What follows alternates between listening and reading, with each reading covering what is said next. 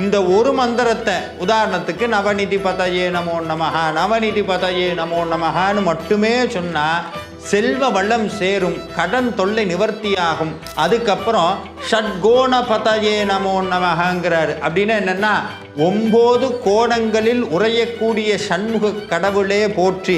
நம்ம வீட்டில் 6 தீபம் ஏற்றுறோம், அந்த ஷட்கோண கோலம் போட்டு 6 தீபம் ஏற்றுறோம் பாருங்க. அப்போ இந்த மந்திரத்தை சொல்லலாம். ஓம் ஷட்கோண பதயே நமோ நமஹ, ஷட்கோண பதயே நமோ நமஹ. அவ்வளவு ஆற்றல் மிக்கிறது.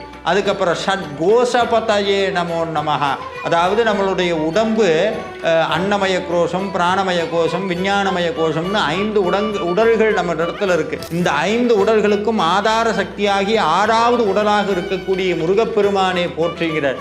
இதை சொன்னா நோய் நிவர்த்தியாகும். சுபநிதி பதயே நமோ நமஹ. இந்த மந்திரம் ஒவ்வொன்றும் வீட்டில் சுப நிகழ்ச்சிகள் நடத்துவதற்கு